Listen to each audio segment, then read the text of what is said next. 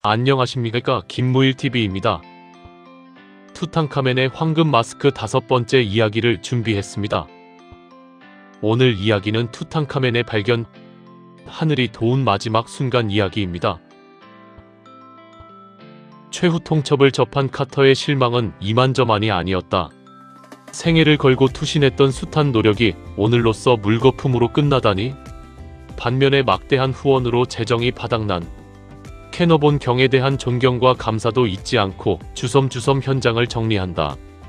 그동안 열대 뙤약볕 아래 고락을 함께했던 일꾼들에게 다음을 기약하며 철수를 하려는 마지막 순간에 한 현장 감독자가 헐레벌떡 뛰어온다. 근로자 한 명이 실족하여 계곡 밑으로 굴러떨어졌는데 돌조각들 사이로 찬바람이 새어나온다는 전갈이다. 즉시 달려가 보니 제20왕조 람세스 6세의 무덤 하록의 깊은 골짜기인데 이 무덤을 조성할 때 생겨난 돌무더기가 두껍게 쌓인 후미진 곳이었다.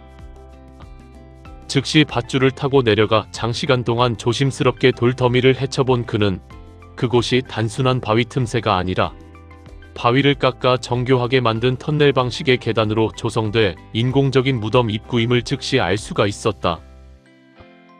그리고 그의 눈앞에는 코브라와 독수리의 머리가 함께 장식된, 즉 고대 이집트의 파라오를 상징하는 흔적들이 석조물 입구에 희미하게 새겨져 있음을 보고 이 무덤이 절대 범상치 않은 왕묘임을 직감할 수 있었다. 그동안 그 주변을 수도 없이 탐사했었지만 쌓인 돌 더미들로 인해 그 장소에 대해서는 추호도 기대치 못했을 뿐만 아니라 20왕조 말에 자행된 대규모의 도굴과 약탈이 행해졌던 곳이기에 염두에도 없었던 곳이었다.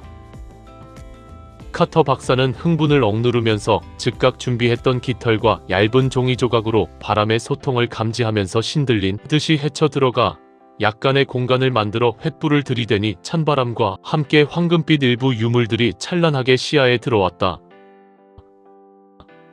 3000년의 비밀에 쌓였던 소년왕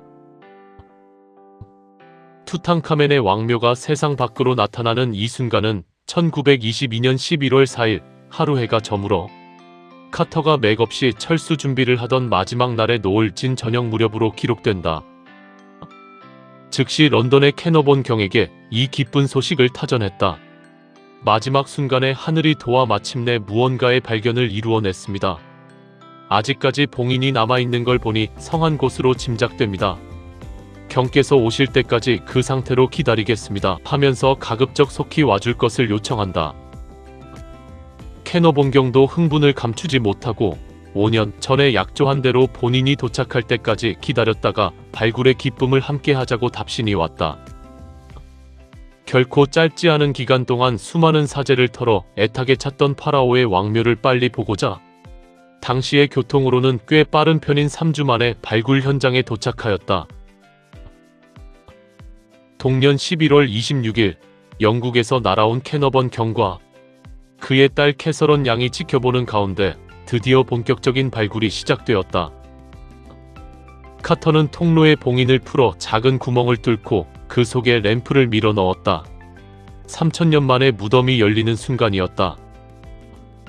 Can you see anything? Yes, sir. 원더펄 싱즈. 이곳은 5년 전 선배 고고학자인 시어도어 데이비스 박사가 왕가의 계곡에는 더 이상 멀쩡한 왕묘는 없다 라고 큰소리치며 카터에게 발굴권을 넘겼었는데 이 세기적인 소년 왕 투탕카멘의 왕묘는 데이비스가 마지막으로 손을 댔던 무덤에서 고작 2m 떨어진 곳이었다. 전 세계 고고학자들의 시선은 일제히 이곳으로 집중되었다. 금세기 최고의 역사적 사건으로 기록될 소년 왕 투탕카멘의 미이라는 작은 묘실 속에 안치된 삼중관 속에 양팔을 가슴에 얹고 누워 있었다. 가장 안쪽에 있는 관은 400kg의 순금으로 만들어졌고 밖에 있는 2개의 관은 이음새를 금붙이로 메꾼 나무 목재관이었다.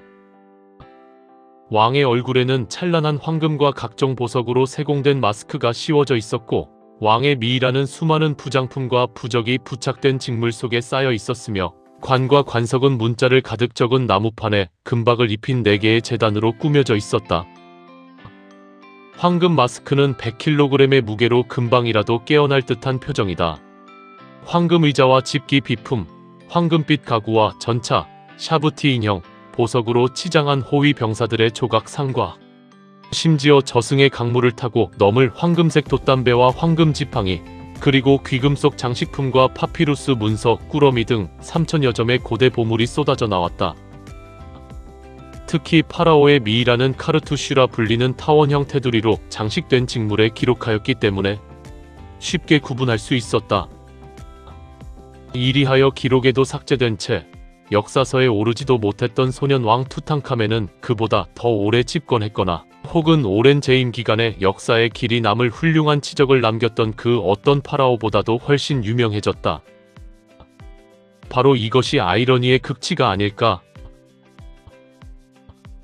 오늘 이야기는 여기까지입니다. 다음 편은 투탕카멘의 황금 마스크 마지막 편입니다. 지금까지 김무일TV였습니다.